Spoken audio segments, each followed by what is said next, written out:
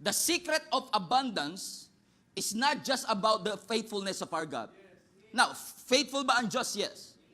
Pero hindi mo makukuha ang abundance dahil lang faithful ang Diyos. The secret of abundance is two-way. God's faithfulness and your faithfulness to steward the gifts that God has for you. For example, kung ikaw ay farmer, nagtatanim ka ng halaman. Pag nagtanim ka ng buto, amen, umaasa ka kahit gaano ka-green yung thumb mo. Alam mo yung green thumb? Yung, di ko alam kung anong shade, kung dark green, light green, basta green thumb. Yung kahit gaano ka-green yung thumb mo, na magtanim ka ng halaman, umaasa ka pa rin sa faithfulness ng Diyos na papaarawin niya, na papaulanin niya para tumubo yung halaman. And you are expecting God to be faithful na patubuin niya yung halaman, right? Pero hindi mo pwedeng sabihin, total, faithful naman pala ang Diyos. Hindi na ako magtatanim. Bigla na lang may tutubo dyan kasi faithful ang Diyos eh. No, it doesn't work that way. It doesn't work that way. You want to be blessed? Yes. God is faithful? Yes. But you have to be faithful stewards of the blessing that God has for us. Ang problema ng maraming Kristiyano, hindi kayo ito, ibang Christian to ha, sa ibang bansa. Ang problema ng maraming Christians nowadays, naniniwala tayo sa blessing ng pagtanggap. Pero walang naniniwala sa blessing ng pagbibigay. Walang naniniwala sa blessing ng pag-i-invest. Now, question. Sino rito gusto magkaroon ng sariling bahay? Taas kamay. Come on. Kung meron ka ng bahay, di pangalawang bahay. Come on.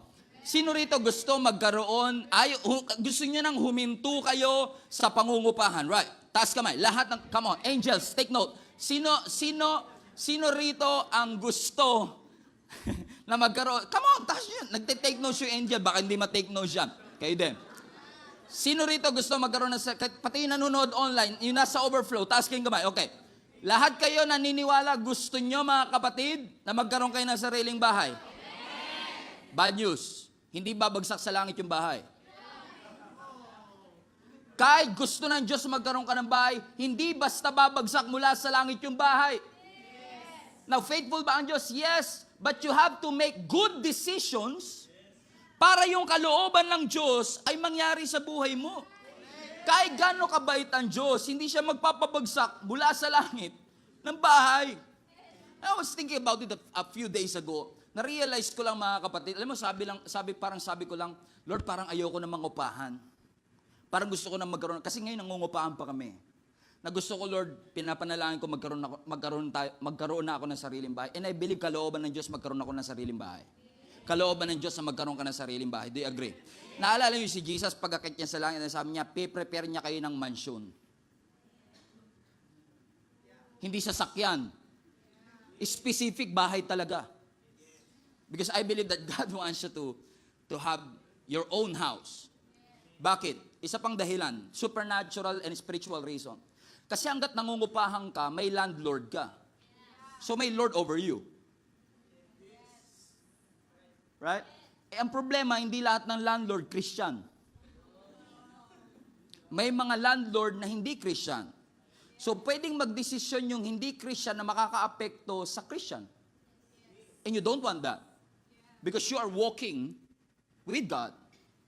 So ipag-pray natin, magkaroon tayo ng bahay kasi pag may sarili ka ng bahay, you have authority over the house. Amen? Ipag-pray natin. Come on, claim it.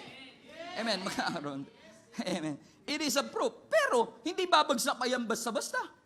You have to make good decisions na maghahatid sa iyo sa katuparan ng mga pangako ng Diyos. Hindi ako katulad ng ibang preacher na name it, claim it, and you will receive it. No, it doesn't make sense. Hindi yan ang sinasabi ng Bible that you name it, you claim it, and you will receive it. No, ang sabi ng Bible, you follow the Word of God. Sundin natin ang instruction ng Panginoon and be a faithful steward of the blessing that God has given you para maranasan talaga natin ang fullness of God's blessing in our life. God wants you na maging mabuti at tapat na katiwala. Steward. Ang problema ng maraming Christians, kasama na rin ako, marami tayong misconceptions about stewardship. Akala na iba, pag sinabing stewardship, yung hindi ka na mamamasyal. Pag stewardship, hindi ka na magbabakasyon. Pagka good steward ka ng pera mo, hindi ka nakakain sa labas. No, it doesn't make sense. Ang stewardship is not avoiding pleasurable things. Hindi porke sinabi mong good steward ako, hindi ka na namamasyal. Hindi porke good steward, hindi ka na nakakakain ng masarap. Hindi porke good steward ay hindi ka na nakakabili ng bagong gamit. Hindi masamang bumili ng bagong gamit. Kung may mag-i-amen kayo, dyan yung part na yun. Kanina pa kayo, yun na yun eh. Hindi masama. Hindi masamang mamasyal, hindi masamang kumain ng masasarap na pagkain, hindi masamang bumili ng bagong damit. Wag lang at the expense na hindi mo na mapapakain yung pamilya mo. Wag lang at the expense na hindi ka makakasupport sa ministry. Wag lang at the expense na makakalimutan mo yung tithes and offering mo. Ang stewardship is not the issue of what we have. Ang stewardship is what we do with what we have. Ano ang gagawin mo sa ipinagkaloob sa iyo ng Panginoon? Because you know what? Pwedeng mabago ang next generation kapag faithful ang generation na ito. Think about it. If you are a parent na nagsimula sa hirap, ayaw mo na yung anak mo magsisimula uli sa hirap, right? Gusto mo siyempre bilang isang nanay na nagdaan sa hirap, ako na nagdaan sa hirap, gusto ko yung magiging anak ko one day, hindi na magi-start kung saan ako nag-start.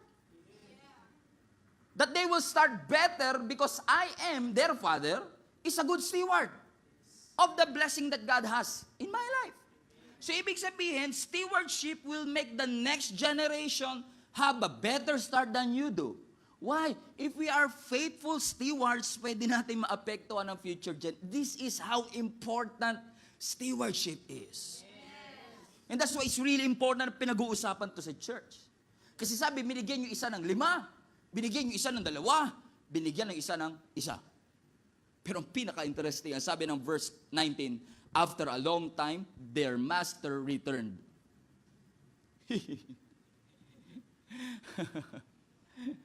Pag pinahiram ka ng sasakyan, kahit 1 year, hindi bumalik yung may-ari, pagbalik niya, sa kanya pa rin yan. Amen? Yung binigyan ng 5, nag-invest, naging 10. Yung 2, nag-invest, naging 4. Yung isa, itinanim. Naghukay, ibinaon. Walang naging profit. Hindi niya alam, yung master bumalik. He returned from his trip and called them to give an account.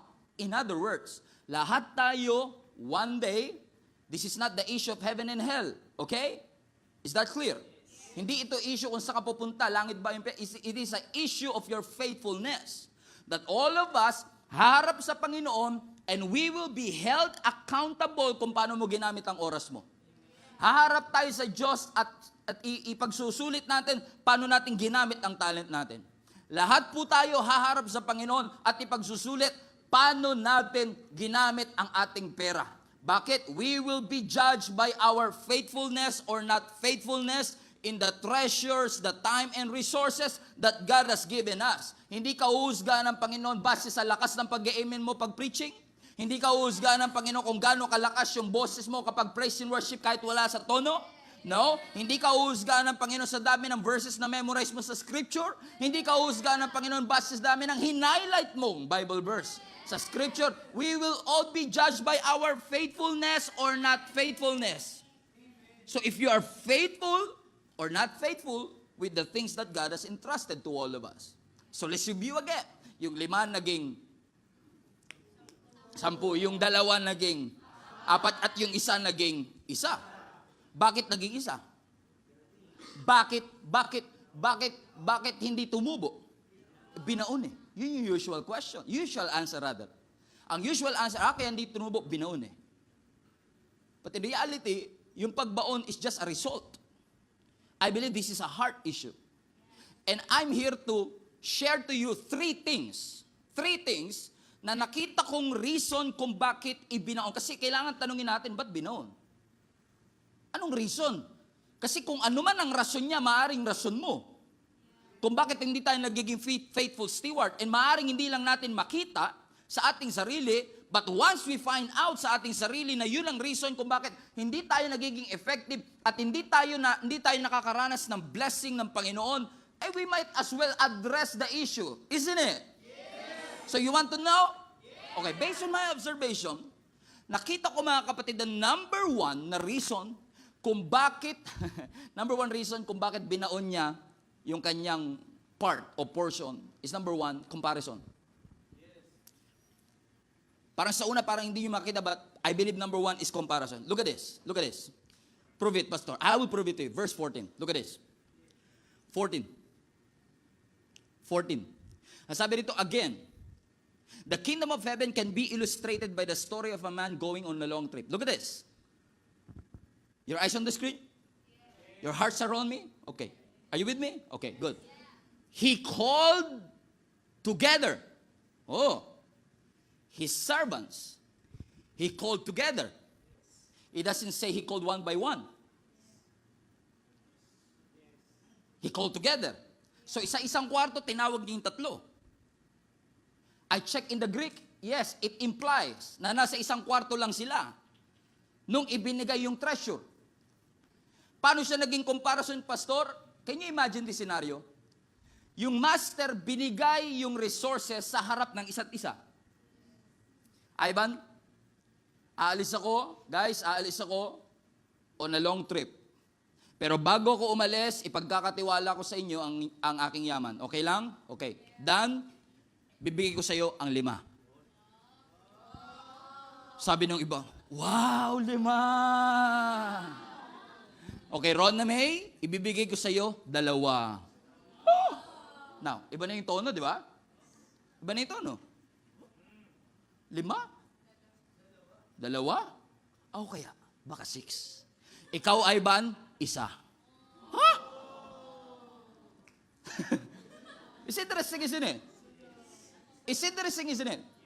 Amen? Nakita ng lahat kung paano binigay yung portions ng isa't isa. And babalik na naman tayo sa topic ng stop comparing. Kasi in reality, mga kapatid, masaya naman tayo madalas sa mga gifts, resources, time, talent, pati perang meron ka, hanggat hindi mo kino-compare sa iba. Pero once kinompare mo yan sa dati mong kaklase, once kinompare mo sa dati mong kaibigan, bakit parang mas blessed pa sila? Pag kinompare mo yung gifts mo, pag kinompare mo yung blessings mo, ano nangyayari pag kino-compare? It produces discouragement. It produces inactivity. Try nyo to. Yung sweldo mo, sikreto, right? Pag nalaman mo yung sweldo ng katabi mong cubicle na mas mataas sa sweldo mo, kahit gano'n ka kasipag, tatamarin ka. Biruin mo, mas masipag ka sa kanya, pero sweldo niya mas mataas sa'yo. Grabe to Ang tamad nito, ang taas sumweldo. Ako, ang sipag ko, ang baba. Di magtatamad na lang din ako para tumaas. Isn't it? So comparing yourself to others will produce discouragement and inactivity. Na napansin nyo, kahit nasa ang kumpanya ka, lagi mas maganda yung ibang kumpanya. Kahit sa ang kumpanya ka, laging mas mataas magpasweldo sa kabilang kumpanya. Para pag sinilip mo, the grass is greener on the other side. Pag traffic, the lane is faster on the other side. Napansin nyo pag traffic?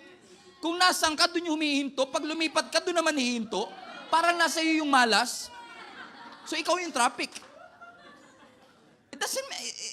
It's interesting, isn't it? Now, I believe, bakit binaon ng isa yung kanya, I believe, is with this reasoning. Teka lang, 5 sa'yo, 2 sa'yo, akin 1. Ba't ko pa i-invest? Ikaw 5, invest mo yan. Ikaw 2 eh. Wala na nga ako, i-invest ko pa. Kung mawala to. Ikaw na lang 5, at least meron kang fail-safe. Kung pumalpak yung isa, may 4 ka pa. Total, ikaw naman marami, ikaw na mag-give. Total, kayo naman mayaman, kayo na mag-tithes. Total, kayo naman yung mas mapera, kayo na mag-support sa ministry. Ako wala ako eh. Di hamak lang na minimum wage lang ako eh. Compare naman sa inyo na sumisweldo ng 6 digit. Right? Pwede maging dahilan? Pwede. Amen.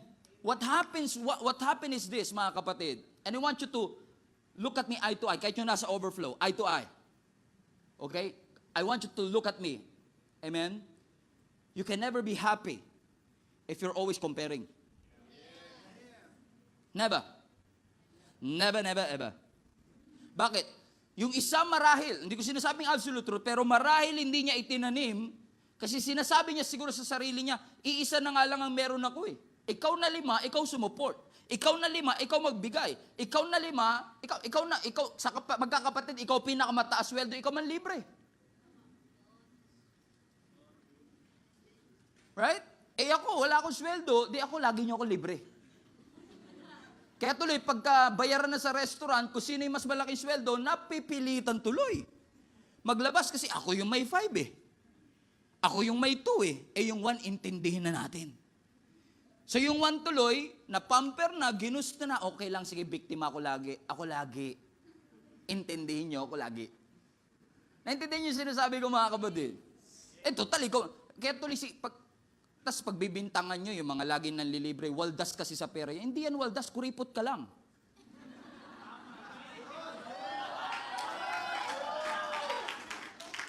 Pag naglabas, hindi ka maglalabas, syempre yung meron talaga mapipilitan maglabas. Tapos sasabihin mo, waldas, hindi siya waldas. Matagal ka lang bumunot. Sabihin mo sa katabi mo, ikaw na naman topic ngayon ah. So what's the reason why? What's the reason? I believe ang reason is what? Ano ang reason? Yung reason is what? Ano yung kanyang rason? Comparison. So you mean to say, listen to me.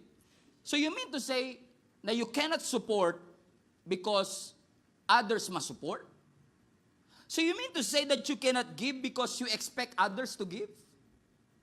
So you mean to say that you cannot support because you expect others to support? Eh pastor, they have more than I have eh. Mas marami naman yung meron sila eh. I cannot give because it's not that much. Hindi ako makakapagbigay. Hindi ako makakapag-support kasi konti lang naman ako eh. Well kapatid, say this respectfully. Saying this with humility and love, you cannot be a faithful steward if you always think you don't have enough. I let that sink in for a while. Paano ka magiging faithful steward kung lagi iniisip mo, kulang nga eh. So kapag lagi mo iniisip, kulang nga, kailan mo papasalamatan si Lord? You cannot thank God for what you have, amen, by looking at what others have. Hindi mo talaga mapapasalamatan ng Panginoon dyan. Because faithfulness is a result of gratefulness. If you are grateful, you will be faithful. Pero hanggat hindi ka grateful sa merong ka kahit konti, hanggat hindi ka grateful sa merong ka kahit maliit na puna, kaya naman mabilis yung business niya kasi malaki puna nila eh. Kaya naman mabilis umasenso yan kasi mayaman na talaga nag-start yan eh. And thank God for their benefits and perks and privileges. Amen. But I believe with all my heart, kapag gusto kang pagpalain ng Panginoon, hindi mo kailangan mag-abroad, hindi mo kailangan itapat yung pinto mo sa west, sa east, sa north. Hindi mo kailangan maglagay ng pusang hip-hop sa ibabaw ng TV mo. Para pagpalain ka ng Panginoon, because if God wants to bless you, kahit gaano katibay ang bubong mo, makaka-penetrate ang blessing. Kahit hindi nakatapat sa norte ang pintuan mo, makaka-penetrate ang blessing, mga kapatid. But you have to be grateful with what you have. And grateful with the talents. Nakakaingit naman yung kanya. Tignan mo yung gift niya. Wala kasi akong gift ng pagkantay. Oo nga. Oh, thank you, Lord. Maring hindi ka nga magaling kumanta, alto ka talaga eh. Alto, ala sa tono. May tenor, may soprano, may alto, ala sa tono. Kung alto ka talaga eh, wala ka talaga sa tono eh. Pero hindi ibig sabihin mas magaling kumanta yung iba ay mas privilege ang iba. No. I need your gift, you need my gift. Kailangan ko ang gift mo, everyone's contribution is necessary for us to advance the kingdom of God. Gusto nyo bang punuin ang langit? Yan. Kung gusto natin punuin ang langit, magpagamit ka sa Panginoon, magpapagamit ako sa Panginoon. Kung anong meron ako, i-contribute ko for the glory of God. May time ako, I will contribute it. May talent ako, I will contribute it. May resources ako, may money ako, may treasure ako, I will contribute it because I want to advance the kingdom of God. Amen. Hindi pa kayo nagpapasalamat sa Panginoon na hindi lahat ng parte ng katawan nyo kita? Can you imagine kung yung parte ng katawan natin lahat kita?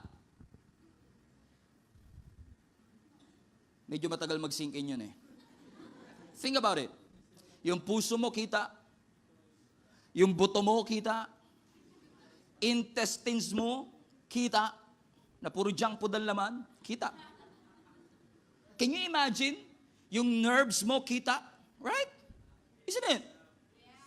Amen. Imagine mo kung yung lungs o baga mo kita. No, thank God, tinago ng Lord yung lungs. At salamat na lang yung lungs ko hindi nagsiselos sa mata.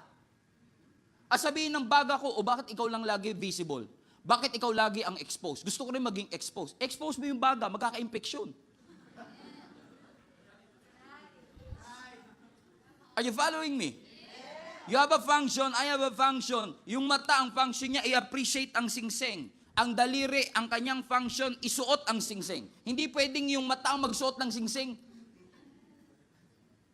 Amen. We all have functions. We all have contributions. Ano ang sabi ng scripture? Binigyan sila ng master, it was given according to their own ability. Remember that? Binigyan sila base sa, hindi sa capability ng nagbigay, ha? Kundi sa ability nilang tumanggap. So, binigyan ka ng 5 kasi you can handle 5. So, binigyan ka ng 2 kasi 2 kaya mong i-handle. And I'm sorry to say this, kaya isa yung meron ka, isa pa lang ang kaya mong i-handle. Alam nyo kung ano yung bangungot? Alam nyo kung ano yung, ang bangungot ganito. Yung feeling mo, deserve mo yung 5, pero kakayanan mo hanggang 1 lang. Maraming ganyan. Baka katabi nyo. Amen? Hindi tayo maging grateful kasi feeling ko, deserve ko yung 5, bakit 1 lang sa akin? No, that's a nightmare. Alam ng Diyos ko ano mas makakabuti sa iyo. Kung binigyan ka na niya ng 1 maging faith, kasi posible ba? Kasi tignan nyo ha, sa ending ng story, yung isa na hindi eternal name, anong sabi ng master? Kuhanin nyo nga yung isa na yan, ibigay nyo doon sa 10. Kung ano pa yung may pinakamarami, doon pa ipinapabigay. So, for the sake of this argument, posible ba na yung may 10, dating isa lang yung kanya? Pero nagtapat siya, binigay, ginawang 2. Naging tapat siya, ginawang 5. Posible, right? Na kung naging tapat lang yung isa, baka sakaling naging 2 na ngayon. Pero dahil hindi siya naging tapat, hindi niya ginamit, he lose it. Kinuha sa kanya at binigay dun sa mas tapat. In other words, mga kapatid, alam ko maaring nagre-reklamo ka, ba't ito lang ang meron ako? Ba't kulang ako? Ba't hindi ako nakatapos? Ba't di ko kayang gawin yung kayang gawin ng iba? Bakit para mas may experience siya, mas may pinag-aralan siya, mas mayaman siya? Kapatid, imbis na magreklamo tayo sa 1, hindi ba dapat magpasalamat tayo na ang deserve talaga natin 0?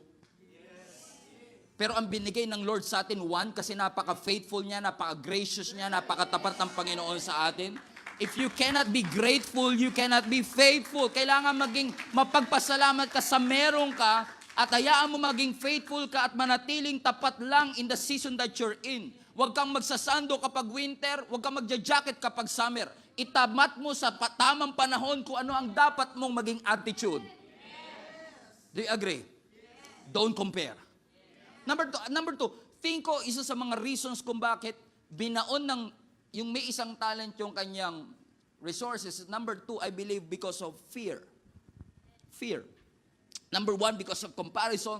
Number 2, because of fear. Ang sabi ng verse 24, just to prove it to you, sabi ng verse 24, then the servant with 1 bag of silver came and said, Master, I knew you were a harsh man, harvesting crops you did not plant, gathering crops you did not cultivate. Verse 25, I was afraid. And I was afraid I would lose your money. So I hid it on the earth, and look, here is your money back. Oh, interesting. Number 2 is fear. Ano ang kanya excuse? Master, I knew you were a harsh man. Alam ko masungit ka eh. Alam ko mahigpit ka eh. Kung ako yung master, sasabihin ko, alam mo pala eh. Ba't di mo tinanim? Alam mo pala, ba't di mo ininvest? So, alam mo pala kung ano ine-expect ko sa iyo. So, alam mo pala kung ano hinahanap ko. Pero and yet, ang tingin mo sa akin, I'm a harsh man? Now, sinabi niya, I knew you were a harsh man, but it doesn't mean he was a harsh man. That's what he thinks about this master. But it doesn't mean yun talaga ugali ng master. And I believe with all my heart, yung level ng revelation mo sa Diyos, kung sino ang Diyos sa buhay mo, will determine the level of your obedience. Kapag ang tingin mo sa Diyos ay laging galit sa iyo, lagi hinahanapan ka ng mali, na lagi ang hanap sa iyo ng Panginoon yung pagkukulang mo, talagang hindi ka magiging productive. Because the level of your revelation about our God will determine the level of our obedience. If you know that God is faithful, mahirap talagang mag-support, mahirap talagang mag-invest kapag hindi ka naniniwala na ang Diyos tapat sa kanyang pangako. Pero once na naniniwala ka na ang Diyos tapat sa kanyang pangako, na anumang binitawan ng Panginoon ay siguradong tutuparin ng Diyos. Meron kang tiwala kasi may level ka ng revelation, therefore it produces the level of obedience in your heart. And I believe with all my heart, the reason kung bakit maraming Christians ang hirap maging faithful sa time, resources, and money, not faithful to their tithes and offering, not faithful in supporting, not faithful in serving the Lord, is because of fear. Tinitignan mo pa lang yung Meralco mo, natatakot ka na. Kakatakot to 4,000 na naman Yung makita mo pa lang yung bill mo sa internet, kinikilabutan ka na. Makita mo pa lang yung budget, alam mo hindi ka naaabot. Amen? At dahil nakikita mo hindi aabot, natatakot kang sumunod at magbigay ng tithes. Isn't it? Now, I want to set you free. Alam niyo kung bakit tayo natatakot? Because we are looking at the natural. God is not operating in the natural. He operates in the super natural. So kapag tinignan mo ang bill, nakakatakot. Pag tinignan mo ang situation, nakakatakot. Pag tinignan mo ang budget, nakakatakot. Tignan mo yung sarili mong picture, natatakot ka na nga Meralco pa kaya? Nakakatakot. Pero the level of your revelation, teka lang, nakakatakot to, but I know that God is true to His word. That when He say He will open up the windows of heaven, He will open up the windows of heaven. Now you can obey. Because wala nang fear. If you know na may expectation ng Panginoon sa atin, not legalistic expectation, obviously, but expectation that since we are loved, Jesus died, buried, and rose again from the dead, it enables us to serve Him. We are expected to love our neighbor.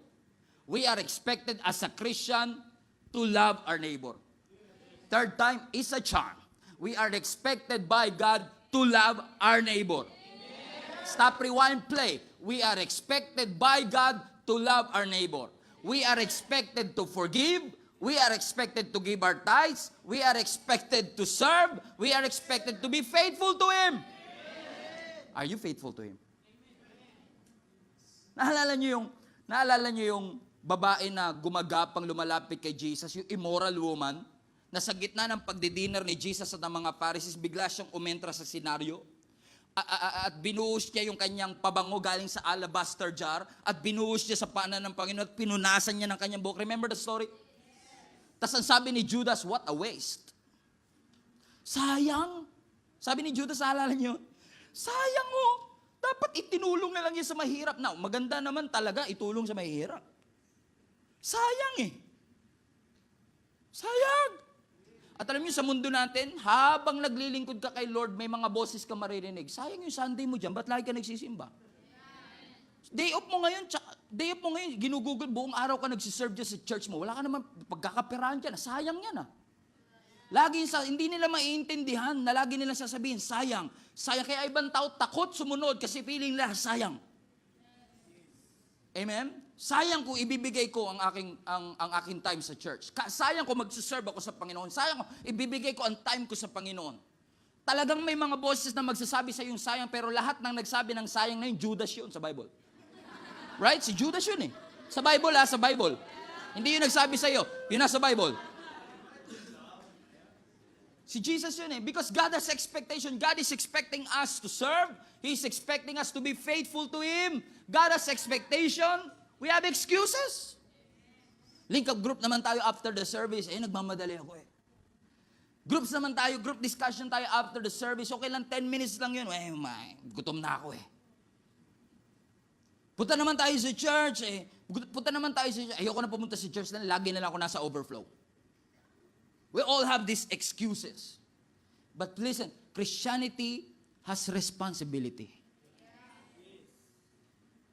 Christianity has responsibility. If you come here just to feel good, kilabutan, manalangin, umuwi, at umasa na lahat ng pinapanalangin mo tutuparin ng Panginoon, you are missing the whole point. God has a mission for each one of you. Huwag kang matakot, kapatid. Huwag kang matakot na magpagamit sa Panginoon. Aanhin ang ability mo kung wala ka namang availability. God cannot maximize your ability if you don't have availability. Make yourselves available and say, Lord, use me. Because what God has given you, you can use, you can abuse, you can lose. But if you're faithful, God will reward the steward. God will reward your efforts. So challenge lang, church. Don't be afraid to serve. Do not hesitate to give your tithes and offerings. Do not hesitate to make things right. And I say this, humbly and respectfully. Sa mga nandyan, online, overflow, lahat ng nandito, kung kayo po ay nagsasama at hindi pa kasal, I say this with love. Do not hesitate to make things right. Make it right. Okay. May lisensya ako magkasal. Kaya ko kayong ikasal anytime. Kapag member ng church for free. Anytime. In my office. You can go there. Just give us time to process the papers, right? Just 10 minutes processing. Alright. Baka mamatay si Ivan. Ano? Amen? Why? Because don't be afraid to make things right. Ang takot na maraming Pilipino, wala akong pera eh.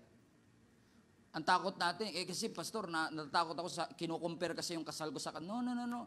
Huwag kang matakot sa sasabihin ng iba. It's not our job to please people, it's our job to please God. Yes. And don't be afraid to make things right. And I say this with love and respect. So nananawagan ako sa mga single people out there, mga living partners out there. Don't be afraid to make things right. I am for you. Kakampi nyo kami dito. Amen? We want to set things right for the glory of God because we want to maximize whatever resources that God has given us. Amen? Palapakan natin ang Panginoon.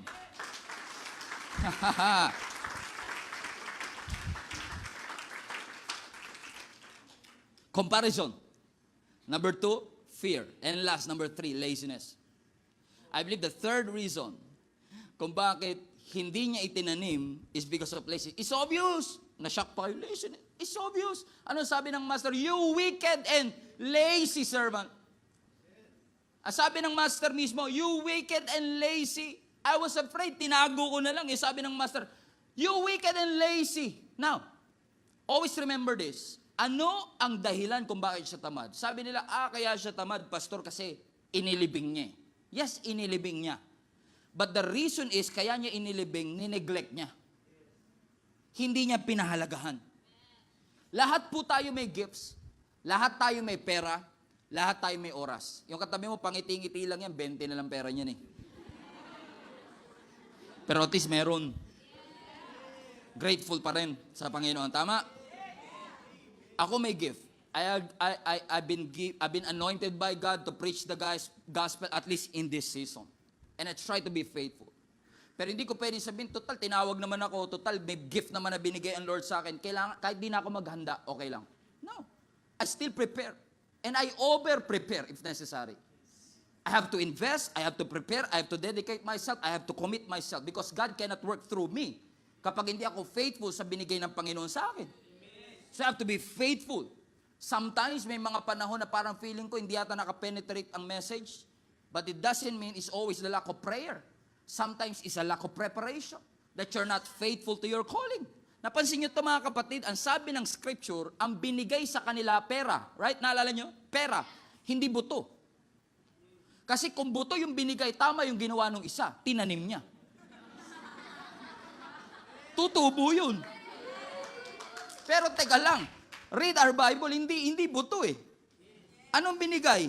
Pera. Ibig sabihin, yung pera hindi mo binabaon. Ini-invest dapat. Ibig sabihin, hindi mo ginamit sa tama. You don't use it other than the purpose that God wants it. The purpose is that God gave it in the first place. Pinapa-invest, binaon mo, kaya nagalit ang Panginoon. Walang masama na ibaon mo yan kung yan ay buto. Pero money yan, hindi yan ang purpose niya eh. And if you use it in the wrong way, you use it abnormal use is abuse. You abusing the gift that God has for you. You are using it in an abnormal way. Kaya nga abuse. You use it in the wrong way. Yung sipilyo mo, hindi mo pinanglilinis ng sapatos, right?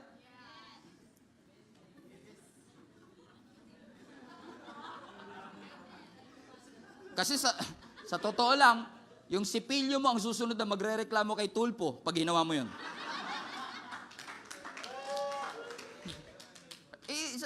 Binili mo ako para sa ngipin, nilagay mo ako sa paa. Bakit? Pwede mo ba siyang gamitin sa sapatos? Yes, pero abuse yan. Hindi siya ginagamit pang sapatos. Binili mo siya for the purpose of that. For the purpose of what? Panglinis ng ngipin. So, listen guys, seriously. So when I neglect my body, I'm unfaithful to God.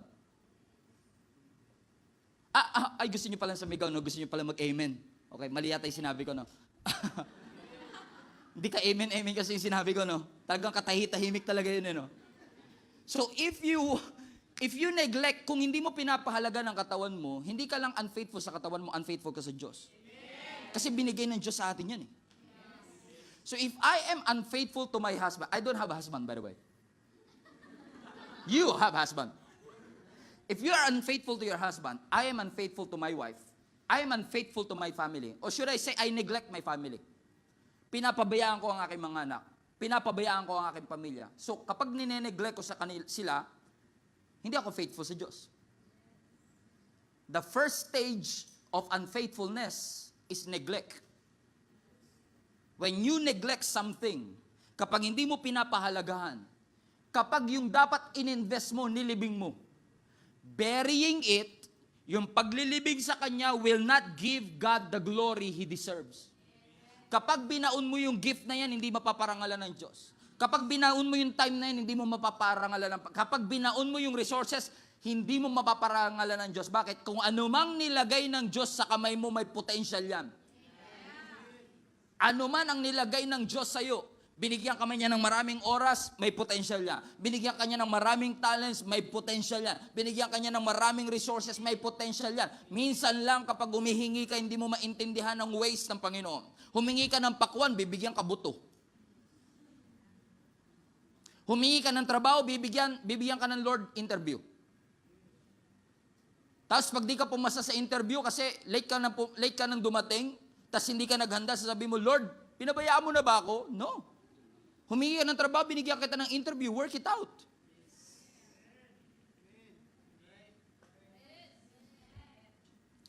Humingi ka sa Lord, kailangan ko ng financial provision, binigyan ka ng Lord ng 3,000. Uy, Yumi, 3,000 ako. Sige, sa Hong Kong tayo. 3,000 Hong Kong. Hong Kong, 3,000 mo. Ayun! Hong Kong, 3,000. Di makapunta Hong Kong yun eh. Hong Kong noodles ang mabibili mo doon. Amen? Amen? Gusto natin financial provision, bibigyan ka ng 3,000, pero yun pala, you can use it as a seed bilang puhunan. For your business, for example. Pasinin nyo to, pag humingi kayo ng pasensya kay Lord, Lord, bigyan mo akong pasensya, habaan mo nga po yung PC ko. Lord, habaan nyo yung pasensya ko. Ano binibigay ng Lord? Lalong sakit ng ulo. Para i-testing mo yung pasensya mo. Think, di ba? Lord, bigyan mo akong pasensya. Naiinis ako sa mga driver na ito mababagal. Lalo ka lalagyan ng mabagal pang driver. Sabi mo, gusto mong patience, develop mo. Work it out.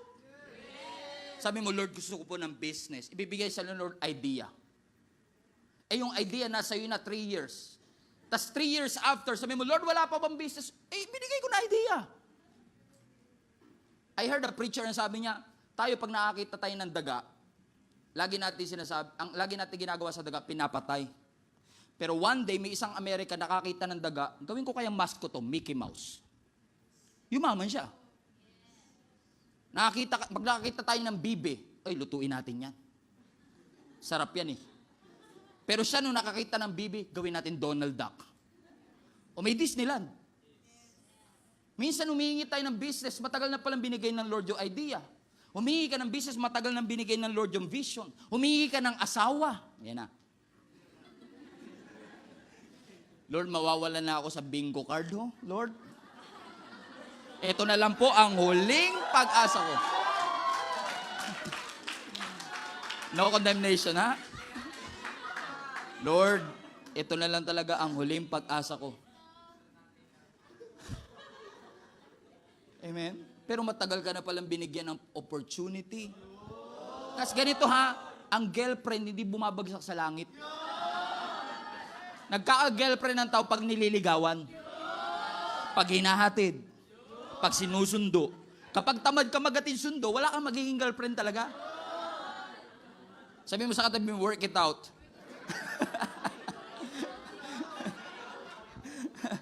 Is this helping anybody? Helping anybody. The worst thing, listen guys, and I will end, I will close, promise. The worst thing that you could hear mula sa Panginoon. I'm so excited to go to heaven. Aren't you? I'm so excited to go to heaven. Hindi ako excited sa langit dahil may mansyon ako doon. Hindi ako excited pumunta ng langit dahil may lalakaran akong ginto. Secondary lang yan. Ang pinaka nakakapagpa-excite sa akin is yung face-to-face. Makakapaglingkod ako. Ang sabi ng Bible, we will put our crowns on His feet. Yun yung pinaka-exciting part. Na face-to-face ko may ilalagay lahat ng fruits of our labor at may offer ko muli sa paanan ng Panginoon. Face-to-face ko makakaharap yung Diyos na reason kung ba't ginibab ko ang career ko at ginibab ko ang lahat para sumunod sa Kanya. Are you excited to go to heaven? Sino sa inyo excited na pumunta ng langit, kapatid? Taas kamay. Hallelujah. Tignan nyo nga yung katabi nyo, mukhang langit na ba?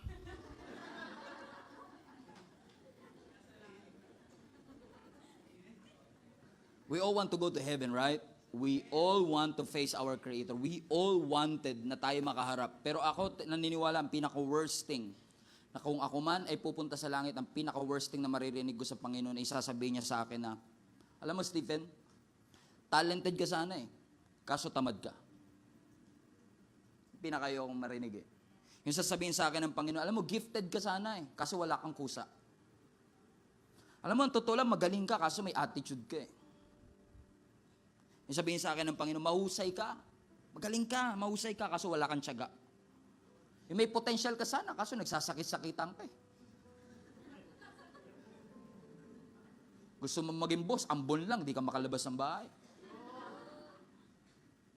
Is the worst thing that I can hear.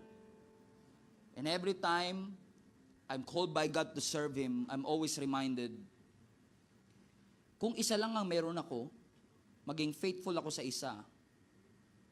Maging tapat lang ako sa pinagkaloob sa akin ng Panginoon, a good steward of the things that God has given me. I'm not giving it back to God to impress God with my output. Ang output niya, kung isa, magiging dalawa Hindi ma-impress ang Lord. God is not impressed by the output. I believe He was impressed, and I say this respectfully, He was impressed by our faithfulness. If you remain faithful to Him, if you're faithful, sabi ng Lord, well done, my good and faithful servants. You are faithful with a few, and I will make you ruler of many things. Enter into the joy of the Lord. I want to bring this church to a next level of intimacy, to next level of commitment, to the next level of excellence, next level of ownership, next level of honor. I know some of you are not interested because you want to be a member. Yes. Membership will say, I belong. Partnership will say, I participate. So I want to transition you from membership to partnership. Because the church is not strong because of membership. The church is strong because of partnership, because of ownership. That when we own something, that when we say, sabi ng Bible, give and it will be given to you. That what you sow, you will reap. Na kung ano mang itinanim natin, if we want to go to the next level, to the next place, we trust His timing. No, it's not our timing yet. I continue to trust you. That your plan is greater than my plan. Nasasabi mo sa iyong salita, you will supply all my need. Not greed. Di sinabing, God will supply all your greed. Nasabi, God will supply all your need. Just remain faithful to what God has entrusted you. Konti ang time mo, maging faithful. Konti ang talent mo, maging faithful. Konti ang resources, maging faithful. Ipagpasalamat sa Panginoon kahit 5 loaves and 2 fishes lang. Si Jesus, naalala ko, tinaas niya yung 5 loaves, 2 fishes, nag-multiply, napakain yung 15,000 people. Maaaring kaya hindi dumadami, hindi mo tinataas. Maaring kaya hindi na multiply kasi hindi natin binibigay sa Panginoon. Just remain faithful. With us, kahit wala nakaka-appreciate, kahit wala nagte-thank you. Kahit hindi na-appreciate na ibang tao, just remain faithful. Be faithful in the season that you are in. Si Elisha, kung kilala niyo siya, isa siyang propeta na nakakuha ng double portion of anointing. Nung si Elisha ay tinawag ni Elijah, anong ginagawa ni Elisha? Nag-aararo sa bukid. He was a farmer. He was plowing the land. Nag-aararo siya. Hindi sinabi nagsiselfie siya. Hindi sinabi nagpo-post siya. No. He's plowing, he's working. Faithfully. Habang wala nakakita, faithfully work. Si David, nung papunta siya sa labanan ni Goliath, where is he? Nag-aalaga faithfully ng mga tupa. And God is using those small beginnings to prepare us for the things of God in our life. I want to be faithful in the calling. I want our church to be faithful in the mission and the calling that God has placed in this church. Punuin natin ang langit. Amen? So I believe stewardship is this. Stewardship is not just inviting them to come to church. Stewardship is protecting them not to leave the church. Kasi usually masaya tayo pag may dumarating na bago, right? Pag may baby sa bahay, masaya tayo. Pero pag umaalis ba, umiiyak tayo. Because I believe that's a sign of unfaithful stewardship. If we are not affected with these people that is going home or going out. Because stewardship, ang calling natin is not just reaching. Ang calling natin is protecting din. Kasama yung protecting, not just reaching. But to protect them and help them and help them develop their gifts and talents. That I want you to be involved in the groups because I want to strengthen you. I want to help you grow. That you cannot grow on your own. That you are not at your best when you are alone. That Satan wants you isolated so he can tempt you. So I want to help you. I believe that is stewardship. When we help